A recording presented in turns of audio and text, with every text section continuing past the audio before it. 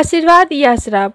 स्वर्ग में भ्रमण कर रहे नारद जी ये देखकर बड़े हैरान थे कि धरती पर वो लोग तो बहुत खुश हैं जो धन के पीछे भागते हैं, और वे लोग बड़ी दुखी हैं जो भगवान की भक्ति करते हैं। इस विचार से ग्रस्त नारद जी भी काफ़ी परेशान हो गए, और जब उनसे रहा नहीं गया तो वह सीधे बैकुंठ धाम इस प्रश्न का समाधान पाने के लिए भगवान विष्णु के पास गए। नारद जी जैसे ही भगवान विष्णु जी के धाम पहुँचे, भगवान विष्णु उनके मन की बात पहले से ही जानते थे। विष्णु भगवान ने नारद से कहा, चलो धरती लोक पर चलते हैं और आपके प्रश्न का समाधान पाते हैं। दोनों साधु का भेष धारण कर धरती लोक पर पहुँचे। वह दोनों सबसे पहले एक बड़े व्यापारी के द्वार पर भिक्षा मांगने के लिए गए। उन दोनों को अपने द्वार पर देखकर व्यापारी बड़ा गुस्सा हुआ और उन्हें भला बुरा कहने लगा और बिना कुछ दिए उनको वहां से जाने के लिए कहा। जाते जाते साधु के भेष में उसे आशीर्वाद दिया और कहा कि तुम्हें और भी ज़्यादा धन मिले। नारद जी को यह देखकर बड़ा आश्चर्य हुआ, लेकिन वह कुछ नहीं बोले और भगवान विष्णु के साथ चलते रहे। थोड़ी देर बाद वह एक बूढ़ी माँ की कुटिया पर पहुँचे। वह गरीब बूढ़ी एक छोटी सी कुटिया में रहती थी। उसके यहाँ जाकर जब दोनों साधुओं ने भिक्षा मांगी तो बूढ़ी माँ बोली, मेरे पास तो आप लोगों को देने के लिए ज़्यादा कुछ नहीं, लेकिन हाँ, मेरे पास एक गाय है जो दूध देती है। अगर आप चाहो तो मैं उस गाय का दूध दोकर लाती हूँ आप दोनों के लिए। उसे पीकर अपनी भूख शांत कर सकते हो। साधुओं के हाँ कहने पर बूढ़ी माँ ने दोनों के लिए दूध का इंतजाम कर दिया। खुश होकर साधुओं के भेष में विष्णु भगवान ने जब बूढ़ी माँ से कहा कि बताओ तुम्हें क्या चाहिए, तो बूढ़ी माँ ने कहा कि मुझे कुछ भी नहीं चाहिए, बस आप आशीर्वाद दीजिए, मेरे लिए इतना ही काफ़ी है। आशीर्वाद देकर दोनों साधु वहाँ से जाने लगे।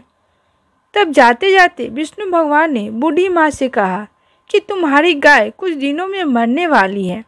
वहाँ से थोड़ा आगे जाने पर नारद जी बड़े परेशान हो गए और विष्णु भगवान से बोले, यह कैसा न्याय है भगवान आपका?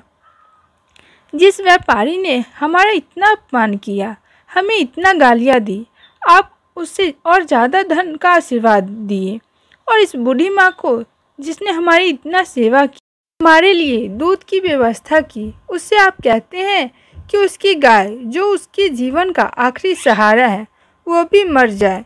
ऐसा क्यों? नारद जी के सवालों को शांत करने के लिए भगवान ने चेहरे पर मुस्कान के साथ कहा, मैंने उस व्यापारी को जो श्राप दिया, दरअसल वो उसके लिए श्राप था। उस व्यापारी का मन पूरी तरह से धन कमाने में फंसा हुआ है, और अगर उसे और ज़्यादा धन मिलेगा तो वह आखिर समय तक उसी धन के पीछे भागता रहेगा और अगले जन्म में सांप बनकर उसके पास कुंडली मारकर बैठा रहेगा। और रही उस बूढ़ी माँ की बात, तो कुछ बूढ़ी माँ का ध्यान अच्छे कामों में और भगवान की भक्ति में था। हाँ, सिर्फ थोड़ा सा मन उनका गाय में अटका हुआ था, और वह अपने आखिरी समय में उस गाय के मुंह में यह चिंता करती रहती कि उसके जाने के बाद इस गाय का क्या होगा। क्या कोई उसे हानि पहुँचाएगा या मार डालेगा, और वह पूरी तरह से मुक्त नहीं हो पाती। बस यही कारण था कि मैं चाहता हूँ कि आखिरी समय में उसका ध्यान पूरी तरह से मेरी तरफ रहे, ना कि इस गाय की तरफ। भगवान विष्णु के समझाने के बाद और इस पूरी घटना के बाद नारद जी का मन पूरी तरह शांत हो गया और वह खुशी खुशी स्वर्ग लौट गए। तो दोस्तों, छोटी सी कहानी हमें ये कहती है कि हमें अपना जीवन अच्छे कामों में समर्पित करना चाहिए, ताकि अंत समय में भी हम अच्छे कामों के बारे में सोचें और भगवान के बारे में सोचें और इस जन्म मरण के बंधन से मुक्त हो सके।